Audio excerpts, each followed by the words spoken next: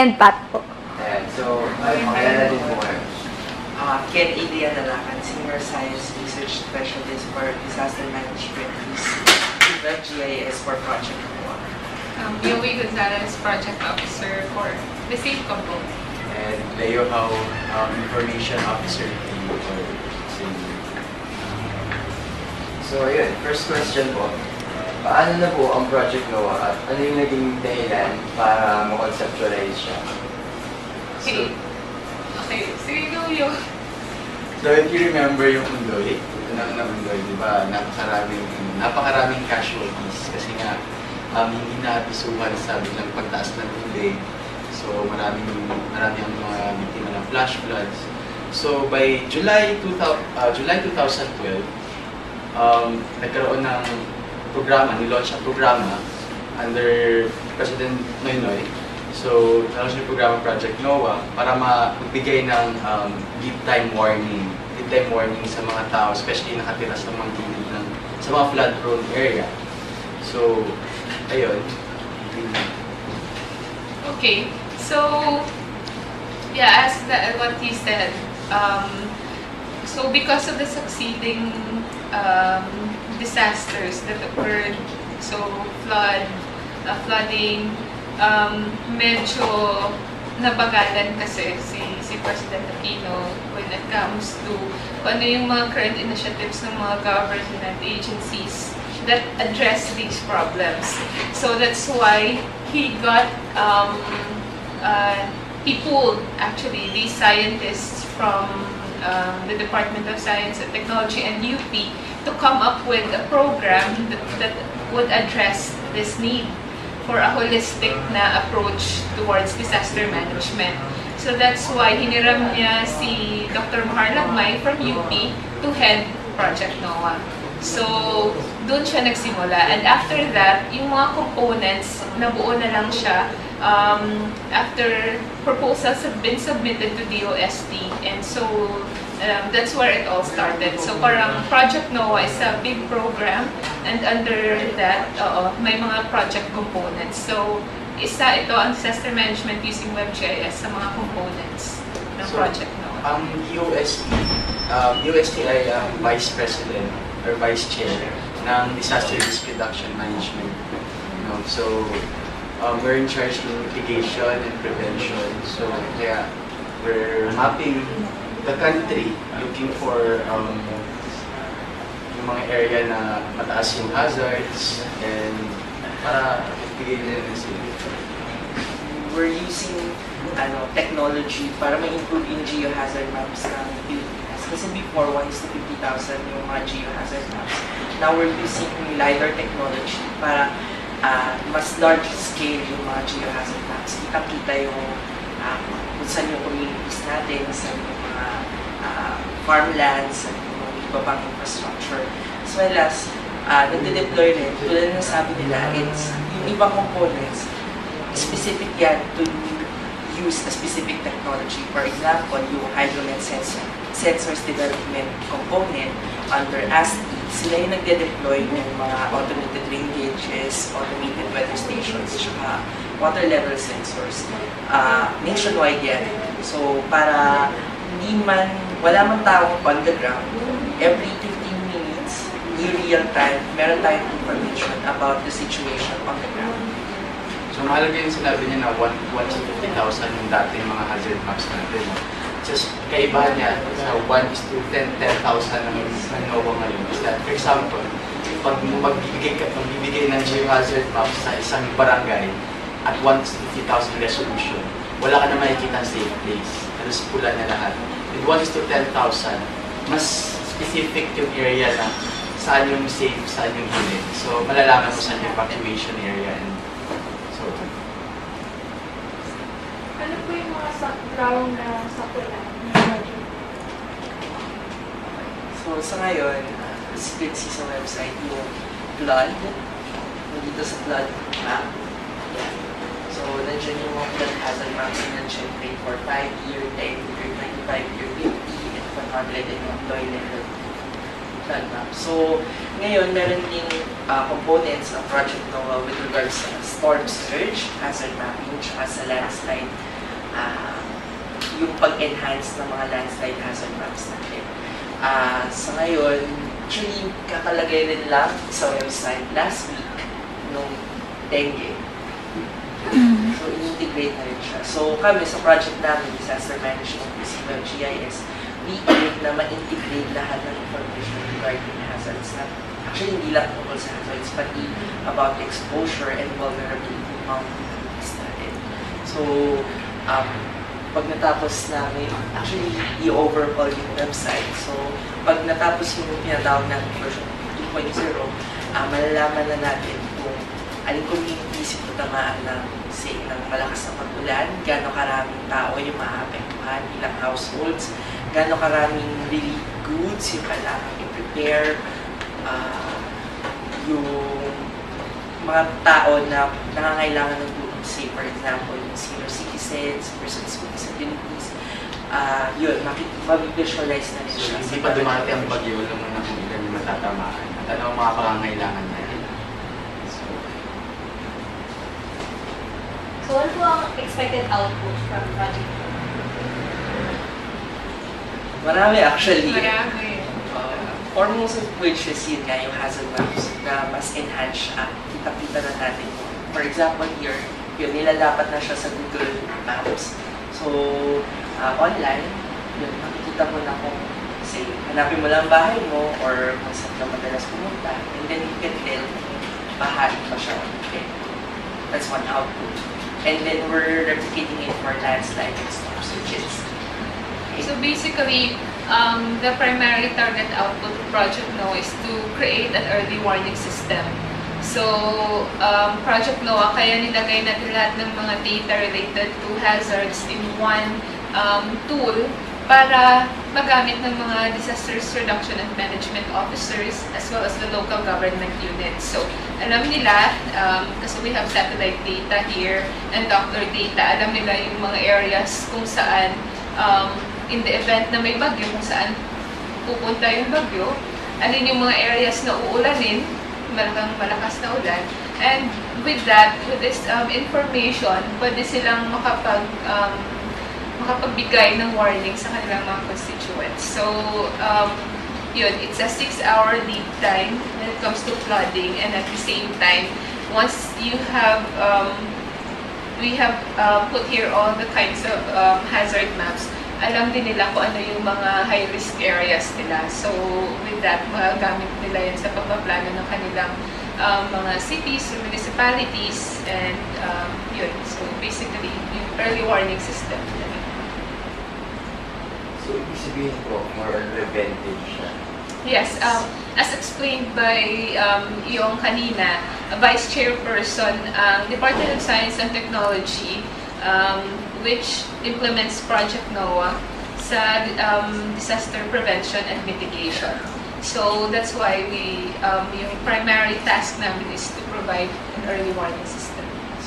With the correct, ang philosophy kasi ng Project NOAA is with the correct, accurate, timely information, scientific information, people could, and as long as it's accessible to them, makakagawa siya ng actions for his family's sake.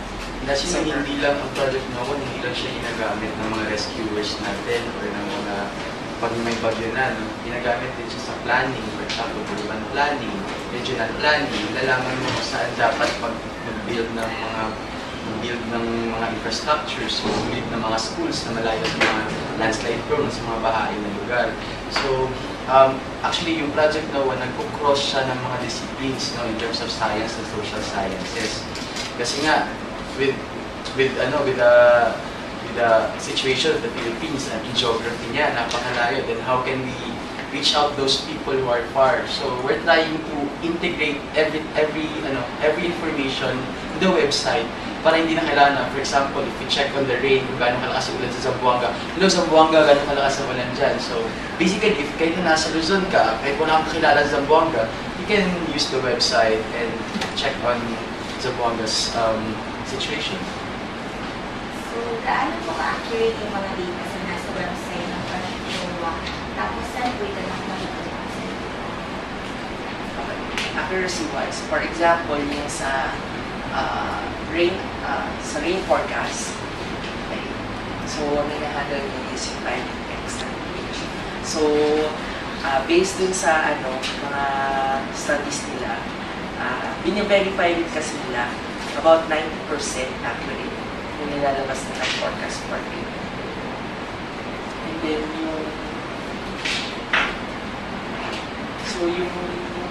yung mga weather stations, yung mga automated rain gauges, weather stations, water level sensors, lahat yan calibrated. So, meaning pag in-employ siya sa field, accurate na yung nakukuha ng information. So, yun, binabato siya every 10 minutes. So,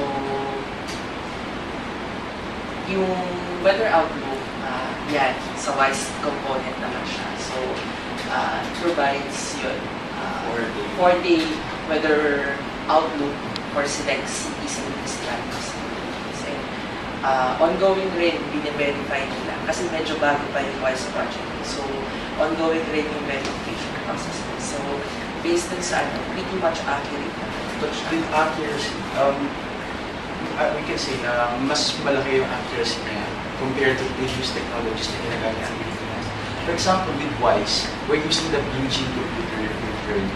Yun ang pinakamabilis na computer sa buong mundo right now. It's an IBM BlueGene supercomputer. So, ginagamit namin siya para mag-model, i-model, hindi pa dumarating yung bagyo, ma-model na kung paano, saan yung pattern, everything. So, mag-model din na, gumawa din ng forecast and everything. And with the maps, yung sinabi kayo na, yung previous natin is 1 to 50,000. So, mas napakalit ng accuracy na. Malaki kasi nasasakop niya lahat. Tapos wala siyang binibigay na safe na area. Tapos with the maps that we're using in Project NOAA right now, since mas mataas yung resolution niya. For example, just in pictures, iset niyo sa malit na resolution yung pictures na kinukuha niyo. When you zoom it in, puro pixels yung nakikita niyo. Same as with the high resolution maps na binibigay namin sa Project NOAA.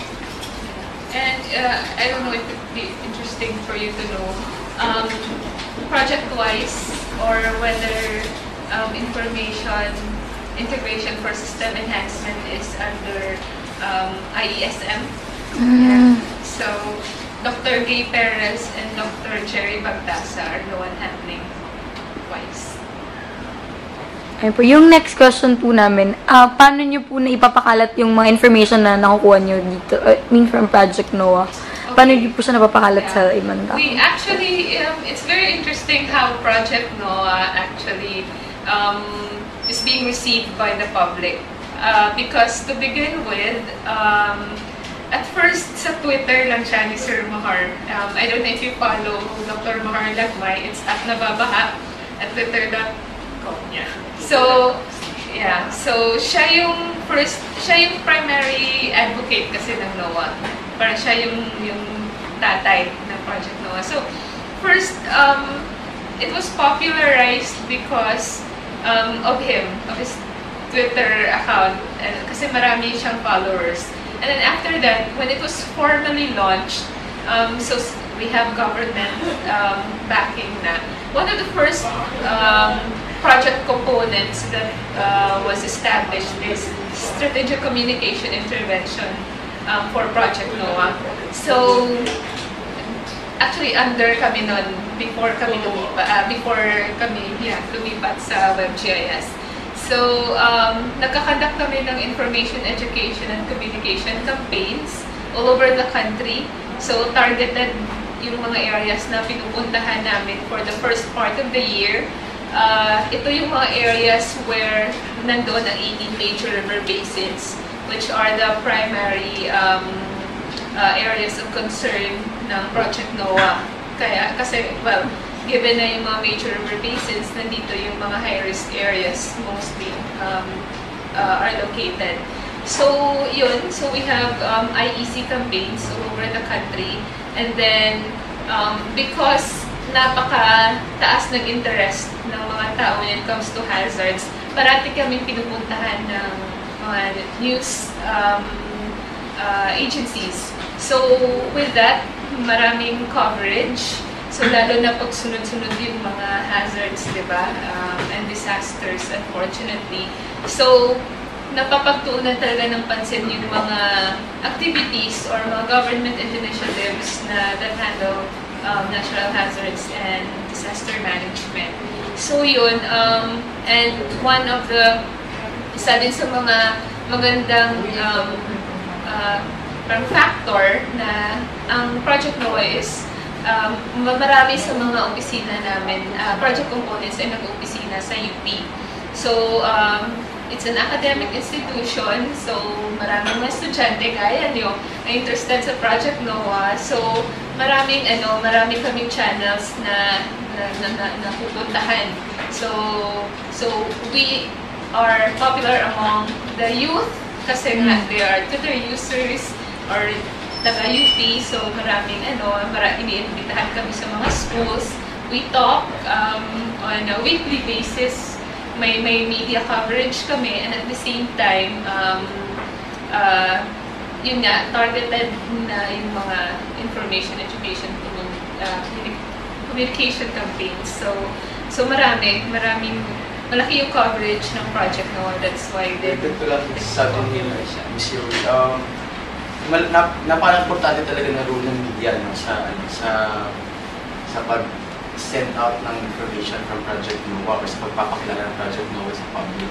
Pero isa din sa pinakamalaking factor kung bakit siya naging known is because sa mga success stories niya.